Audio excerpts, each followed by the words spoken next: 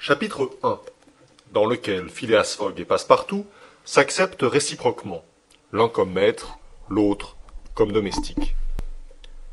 En l'année 1872, la maison portant le numéro 7 de Savile Row, Burlington Gardens, maison dans laquelle Sheridan mourut en 1814, était habitée par Phileas Fogg, l'un des membres les plus singuliers et les plus remarqués du Reform Club de Londres, bien qu'il semblât prendre à tâche de ne rien faire qui pût attirer l'attention. À l'un des plus grands orateurs qui honorent l'Angleterre, succédait donc ce Phileas Fogg, personnage énigmatique dont on ne savait rien, sinon que c'était un fort galant homme et l'un des plus beaux gentlemen de la haute société anglaise. On disait qu'il ressemblait à Byron, par la tête, car il était irréprochable quant aux pieds. Mais un Byron à moustache et à favoris, un Byron impassible, qui aurait vécu 1000 ans sans vieillir. Anglais à coup sûr, Phileas Fogg n'était peut-être pas londonneur. On ne l'avait jamais vu ni à la bourse, ni à la banque, ni dans aucun des comptoirs de la cité. Ni les bassins, ni les docks de Londres n'avaient jamais reçu un navire ayant pour armateur Phileas Fogg. Ce gentleman ne figurait dans aucun comité d'administration. Son nom n'avait jamais retenti dans un collège d'avocats, ni au Temple, ni à Lincoln's, ni à Gray's Inn. Jamais il ne plaida ni à la cour du chancelier, ni au banc de la reine, ni à l'échiquier, ni en cour ecclésiastique. Il n'était ni industriel, ni négociant, ni marchand, ni agriculteur. Il ne faisait partie ni de l'institution royale de la Grande-Bretagne, ni de l'institution de Londres, ni de l'institution des artisans, ni de l'institution Russell, ni de l'institution littéraire de l'Ouest, ni de l'institution du droit, ni de cette institution des arts et des sciences réunis qui est placée sous le patronage direct de sa gracieuse majesté. Il n'appartenait enfin à aucune des nombreuses sociétés qui pullulent dans la capitale de l'Angleterre, depuis la Société de l'Harmonica jusqu'à la Société entomologique, fondée principalement dans le but de détruire les insectes nuisibles. Phileas Fogg était membre du Reform Club, et voilà tout. À qui s'étonnerait de ce qu'un gentleman aussi mystérieux comptât parmi les membres de cette honorable association?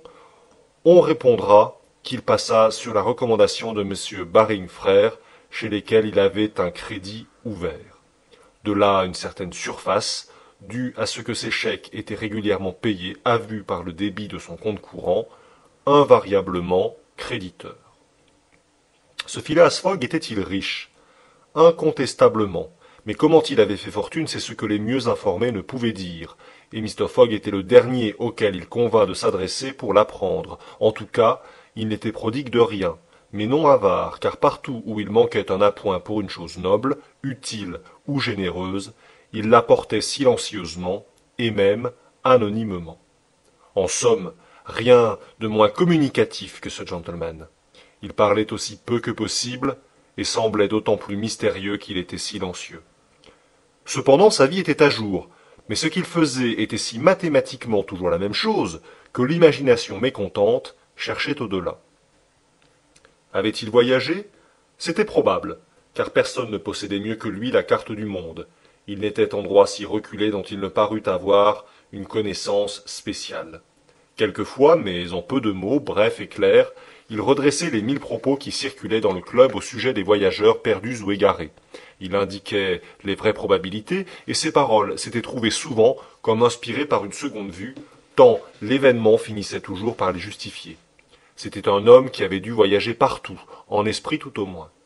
Ce qui était certain toutefois, c'est que depuis de longues années, Phileas Fogg n'avait pas quitté Londres. Ceux qui avaient l'honneur de le connaître un peu plus que les autres attestaient que, si ce n'est sur ce chemin direct qu'il parcourait chaque jour pour venir de sa maison club, personne ne pouvait prétendre l'avoir jamais vu ailleurs. Son seul passe-temps était de lire des journaux et de jouer au whist. À ce jeu du silence, si bien approprié à sa nature, il gagnait souvent, mais ses gains n'entraient jamais dans sa bourse et figuraient pour une somme importante à son budget de charité. D'ailleurs, il faut le remarquer, Mr. Fogg jouait évidemment pour jouer, non pour gagner. Le jeu était pour lui un combat, une lutte contre une difficulté, mais une lutte sans mouvement, sans déplacement, sans fatigue. Et cela allait à son caractère. On ne connaissait à Phileas Fogg ni femme ni enfant, ce qui peut arriver aux gens les plus honnêtes, ni parents ni amis, ce qui est plus rare en vérité. Phileas Fogg vivait seul dans sa maison de Savile Row, où personne ne pénétrait. De son intérieur, jamais il n'était question. Un seul domestique suffisait à le servir. Déjeunant, dînant au club à des heures chronométriquement déterminées, dans la même salle, à la même table, ne traitant point ses collègues, n'invitant aucun étranger, il ne rentrait chez lui que pour se coucher, à minuit précis, sans jamais user de ces chambres confortables que le Reform Club tient à la disposition des membres du cercle. Sur 24 heures, il en passait 10 à son domicile, soit qu'il dormît, soit qu'il s'occupât de sa toilette. S'il se promenait, c'était invariablement d'un pas égal dans la salle d'entrée parquetée en marqueterie, ou sur la galerie circulaire au-dessus de laquelle s'arrondit un dôme à vitraux bleus que supportent 20 colonnes ioniques en porphyre rouge. S'il dînait ou déjeunait, c'étaient les cuisines, le garde-manger, l'office, la poissonnerie, la laiterie du club qui fournissaient à sa table leurs succulentes réserves. C'étaient les domestiques du club, graves personnages en habit noir, chaussés de souliers à semelles de molleton, qui le servaient dans une porcelaine spéciale et sur un admirable linge en toile de Saxe. C'étaient les cristaux à moules perdus du club qui contenaient son sherry, son porto ou son clairet mélangé de cannelle, de capillaire et de cinnamome. C'était enfin la glace du club, glace venue à grands frais des lacs d'Amérique, qui entretenait ses boissons dans un satisfaisant état de fraîcheur. Si vivre dans ces conditions c'est être un excentrique, il faut convenir que l'excentricité a du bon. La maison de Savile Row, sans être somptueuse, se recommandait par un extrême confort. D'ailleurs, avec les habitudes invariables du locataire, le service s'y réduisait à peu. Toutefois, Phileas Fogg exigeait de son unique domestique une ponctualité, une régularité extraordinaire.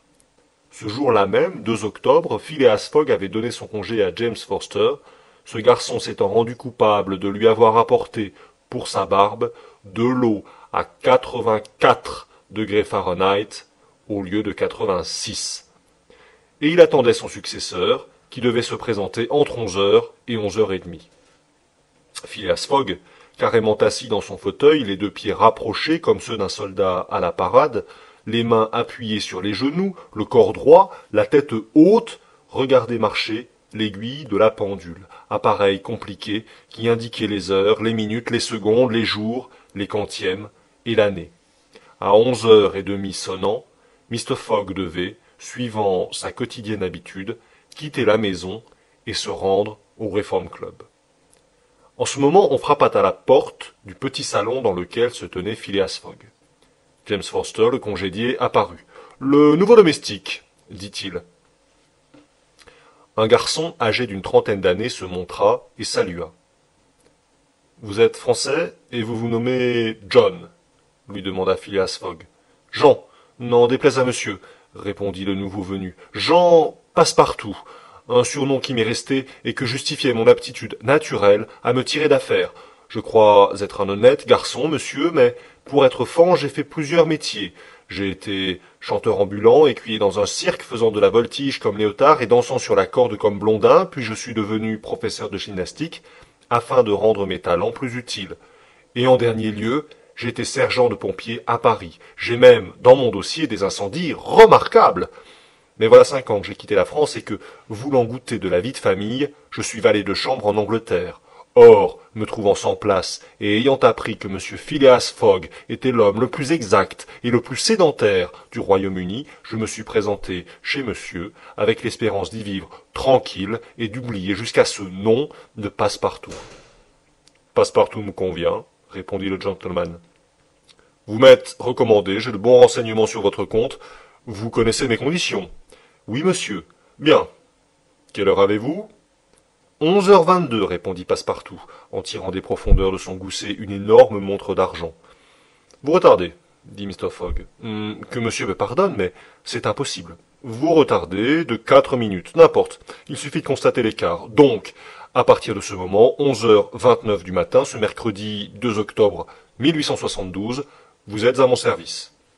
Cela dit, Phileas Fogg se leva, prit son chapeau de la main gauche, le plaça sur sa tête avec un mouvement d'automate et disparut sans ajouter une parole.